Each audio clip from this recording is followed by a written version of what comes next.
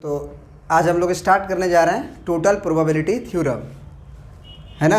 ये तुम्हारा class 12th के लिए तो इम्पोर्टेंट है ही, आईटी जेई से भी इसमें कम से कम मतलब ये जो टॉपिक है ना इसे डायरेक्टली 45% 50% क्वेश्चन पूछ लेते हैं, ठीक है।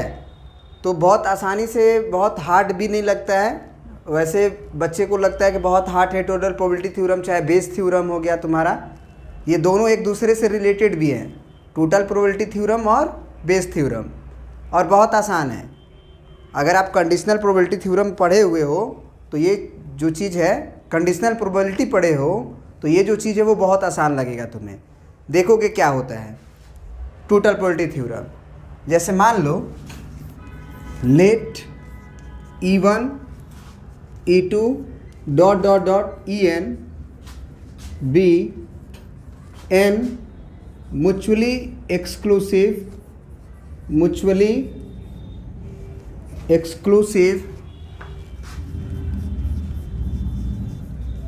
events। सबसे पहले समझो कि म्यूचुअली एक्सक्लूसिव का मतलब क्या होता है। म्यूचुअली एक्सक्लूसिव इवेंट्स का मतलब होता है कि E1 E2 E3 जो जितने भी इवेंट्स हैं वो एक दूसरे में कोई कॉमन नहीं है। मतलब E1 E2 के बीच कोई कॉमन नहीं है, E2 E3 के बीच कॉमन नहीं है, E3 E4 के बीच में कॉमन नहीं है। मतलब ये सारा जो है वो अलग अलग इवेंट्स है जिसमें कि कोई भी कॉमन नहीं मिलेगा, मतलब डिसजॉइंट सेट है, ठीक है। And E1 E2 E3 dot dot En makes या इवेंट्स एग्जॉस्टिव इवेंट्स, ऐसे लिख लोगे। E1 E2 E3 dot dot En is a set of exhaustive events। Exhaustive events का मतलब क्या होता है, इसको समझो। एग्जॉस्टिव इवेंट्स का मतलब ये होता है कि E1 union E2 union E3 dot dot union En अगर किया जाए तो वो पूरा सैंपल स्पेस को कवर कर लेना चाहिए। मतलब अगर किसी इवेंट्स को परफॉर्म किया गया तो एक सैंपल स्पेस होगा, तो जो सैंपल स्पेस है हमारा वो E1 E2 E3 En dot dot dot dot मतलब सबका अगर कलेक्शन किया जाए एक साथ तो वो सैंपल स्पेस पूरा कंप्लीट हो जाना चाहिए। ऐसा नहीं कि सैंपल स्पेस पूरा कंप्लीट नहीं होना चाहिए, मतलब पूरा सैंपल स्पेस कंप्लीट हो जाना चाहिए। तो दो चीज़ें होनी चाहिए। पहला कि जितने भी इवेंट्स हैं उसमें एक दूसरे में कोई भी कॉमन नहीं होना चाहिए। अगला क्या लिखें कि ये सेट ऑफ एग्जॉस्टिव इवेंट्स होने चाहिए। सेट ऑफ एग्जॉस्टिव इवेंट्स का मतलब होता है कि E1 E2 E3 जब कलेक्ट किया जाए एक साथ तो वो पूरा हमारा सैंपल स्पेस को कवर कर ले, ठीक है। And defined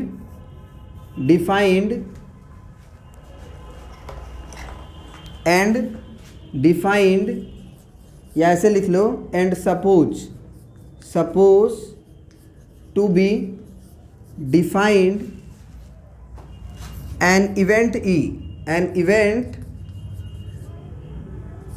E which is occurs either of E1 or E2 or E3 dot dot En, then probabilities of E, है ना।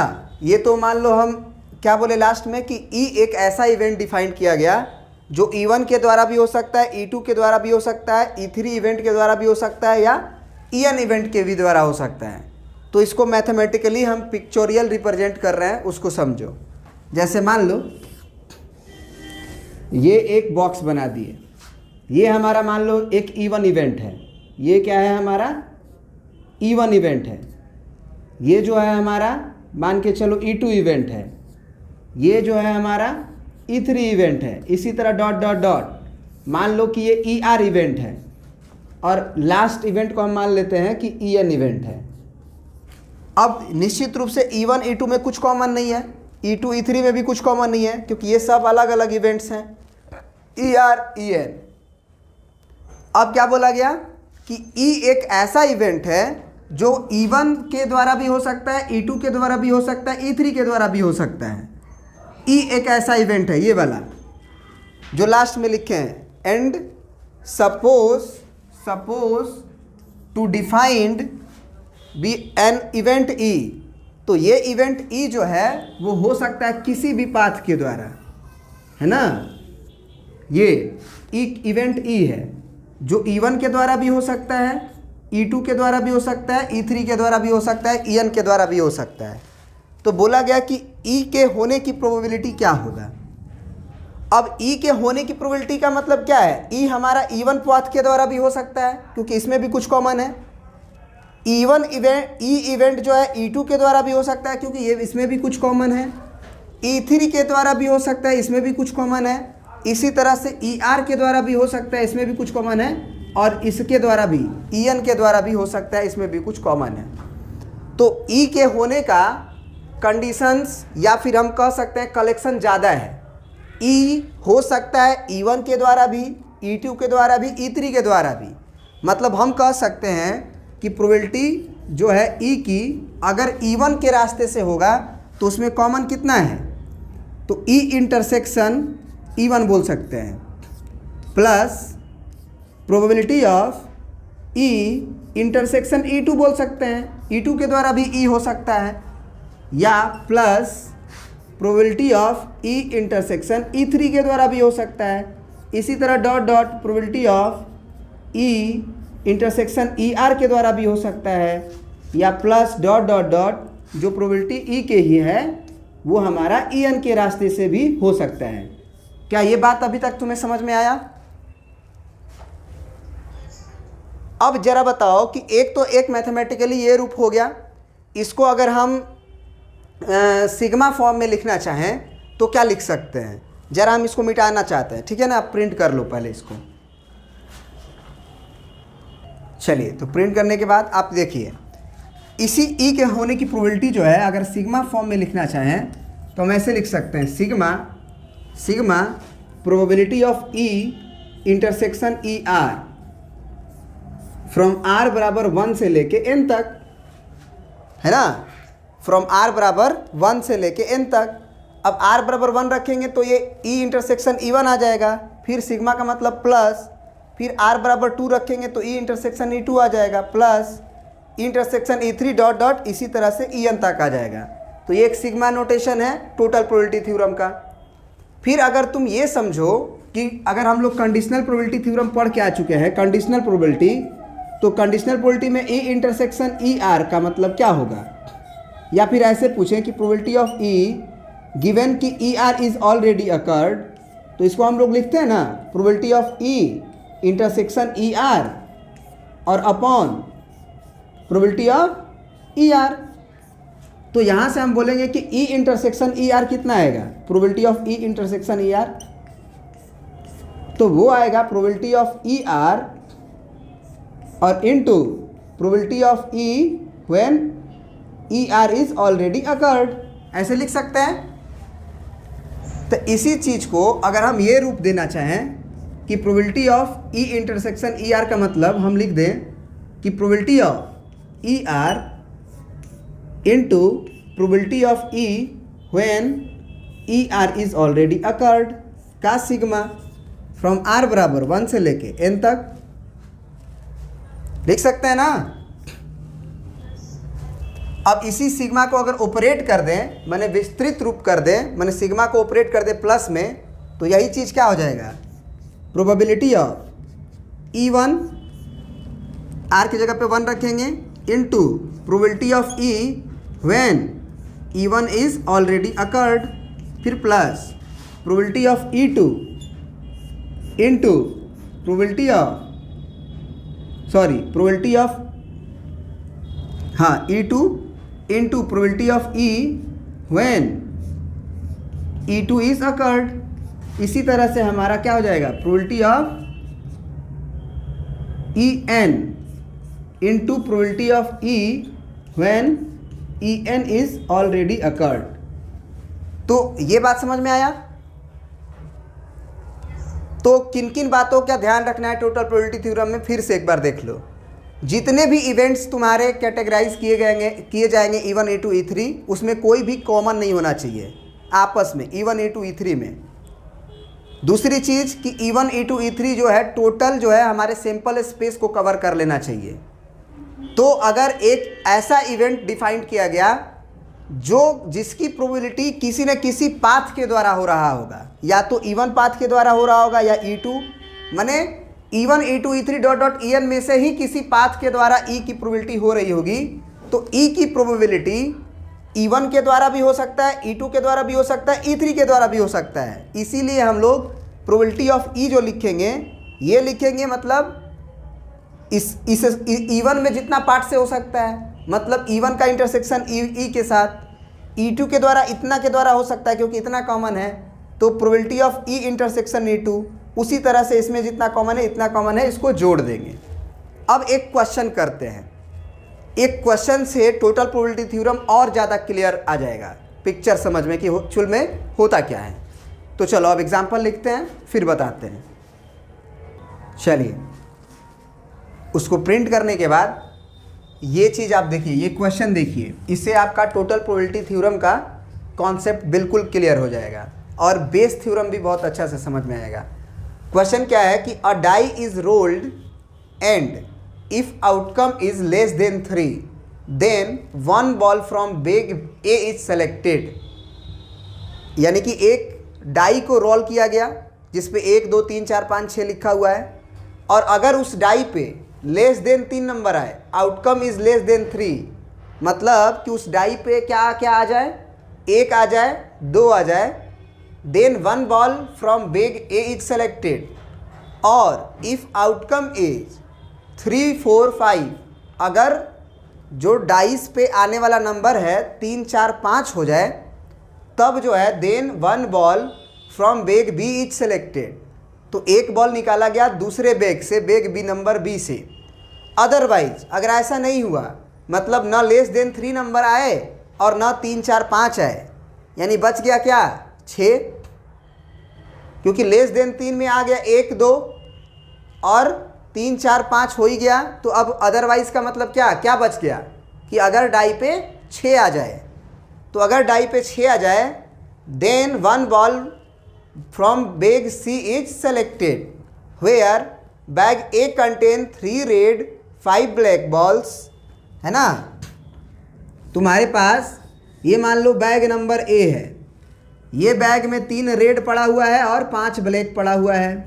ये मान लो तुम्हारे पास बैग नंबर बी है, इसमें तुम्हारा bag B contain 5 red 7 black, 5 red 7 black, and तुम्हारे पास एक सी बैग है, इसके पास है तुम्हारा 6 रेड और 8 black, 6 red and 8 black balls.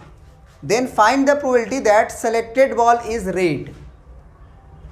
अब सुनो ध्यान से, कैसे हम लोग जो अभी टोटल प्रोबेबिलिटी थ्योरम पढ़े उस पर इसको बैठाएंगे। सबसे पहली बात कि बैग ए है, बैग बी है और बैग सी है, रेड बॉल निकालना है। तो तुम जब सबसे पहले यहाँ पे खड़े होके बॉल निकालने का कोशिश करोगे तो तुम्हारे पास 3 ऑप्शंस आएंगे कि हम भैया बैग ए से रेड बॉल निकालने जाएं, कि बैग बी से रेड बॉल निकालने जाएं, कि बैग सी से रेड बॉल निकालने जाएं। तब तुमको क्वेश्चन में याद आएगा कि क्वेश्चन ने सबसे पहले ही बोल रखा है कि अगर आप बैग ए सेलेक्ट करिएगा वो तभी सेलेक्ट करिएगा यदि अगर आप एक डाई फेंकते हैं और डाई पे नंबर क्या आ जाए, लेस देन 1। लिखा है ना कि a die is rolled and if outcome is less than 3 then 1 ball from bag A is selected. मतलब कि रेड बॉल निकालने का काम जो है वो 3 रास्ते से हो सकता है, 3 पाथ से हो सकता है। यही वो पाथ है, E1 path, E2 path, E3 path. क्या जब आप रेड बॉल निकालने जाएंगे बैग ए से क्या उस टाइम बैग बी से तुम्हारा रेड बॉल निकल सकता है? जब तुम बैग ए में हाथ डालोगे तो क्या बैग बी से रेड बॉल निकलेगा ना? नहीं निकलेगा। इसका मतलब ये हुआ कि ये सारे इवेंट्स जो हैं, E1 event, E2 event, E3 event, ये क्या है? कुछ भी कॉमन नहीं है, मतलब म्यूचुअली एक्सक्लूसिव इवेंट्स हैं। इसमें से जब बैग बॉल निकालेंगे तो इसमें से आ नहीं सकता है, इसमें से निकालेंगे तो इसमें से नहीं आ सकता है, मतलब ये म्यूचुअली एक्सक्लूसिव इवेंट हो गए। अब इस बैग का सेलेक्ट होने का प्रोबेबिलिटी, मतलब बैग ए का सेलेक्ट होने की प्रोबेबिलिटी कितना दिया हुआ है तुम निकाल सकते हो, क्योंकि बैग ए को सेलेक्ट करने की प्रोबेबिलिटी कितनी होगी? तो बैग ए तभी सेलेक्ट करेंगे आप जब आपके पास नंबर क्या आ जाए, 1 और 2। तो 2 डाई को रोल किए हो तो ये हो जाएगा 2/6। क्या ये बात समझ में आया? बैग बी को सेलेक्ट कब कर सकते हो? यदि तुम्हारा डाई पे नंबर आए 3, 4, 5, तो इसका मतलब उसकी प्रोबेबिलिटी कितनी है? 3/6। और बैग सी सेलेक्ट हो जाए, इस बात की प्रोबेबिलिटी अदरवाइज लिखा गया है। तो अब भैया अगर तुम्हारे पास एक डाई है और डाई पे नंबर 1 है, 2 है, 3 है, 4 है, 5 है, 6 है, तो लेस देन 3 में ये आ गया, 3, 4, 5 ये आ गया, तो अदरवाइज तो तुम्हारा यही ना हुआ। तो इसका मतलब इसकी प्रोबेबिलिटी 1/6। तो क्या तुम्हारा मतलब ये इवेंट ई है, आप कह सकते हो कि ये इवेंट E1 है, ये इवेंट E2 है और ये इवेंट तुम्हारा E3 है। अब जरा बताओ कि E1, E2, E3 जो इवेंट है, क्या ये सेट ऑफ एग्जॉस्टिव इवेंट्स हैं? मतलब कि क्या पूरे सैंपल स्पेस को कवर कर लेंगे? एक डाई को फेंका गया था तो 6 का 6 तुम्हारा कवर हो गया, कोई भी छूटा नहीं, तो ये सारे सैंपल स्पेस कवर हो गए। अब जरा बताओ कि ये तो इसके द्वारा भी रेड बॉल आ सकता है, इसके द्वारा भी रेड बॉल आ सकता है, इसके द्वारा भी रेड बॉल आ सकता है, मतलब ये तुम्हारा इवेंट ई हो गया। क्या? Red ball occurred, red ball occurred, red ball occurred. तो रेड बॉल इसके द्वारा भी आ सकता है, इसके द्वारा भी आ सकता है और इसके द्वारा भी हो सकता है। अब बताओ ये जो प्रोबेबिलिटी है, इसमें से रेड बॉल आने की प्रोबेबिलिटी क्या होगी? यदि हम बैग ए सेलेक्ट किए हैं, बताओ 3 गो रेड है, 5 गो ब्लैक है, तो 3/8। फिर बताओ हमको कि प्रोबेबिलिटी ऑफ रेड बॉल, अगर तुम बैग बी सेलेक्ट किए हो, बताओ रेड बॉल निकलने की क्या प्रोबेबिलिटी है यदि तुम बैग बी को सेलेक्ट किए हो? 5/12। उसी तरह से प्रोबेबिलिटी रेड बॉल आने का यदि तुम बैग सी सेलेक्ट किए हो, 6/14। अब जरा बताओ कि ये इवेंट ई जो है, नहीं लग रहा है कि E1 के द्वारा भी हो सकता है? मतलब रेड बॉल बैग ए से भी आ सकता है, रेड बॉल बैग बी से भी आ सकता है, रेड बॉल बैग सी से भी आ सकता है। तो यही तुम्हारा ई इवेंट है वहाँ का, जो किसी न किसी पाथ के द्वारा हो रहा था, E1 पाथ या E2 पाथ या E3 पाथ या E4 पाथ। बात समझ में आ रहा है?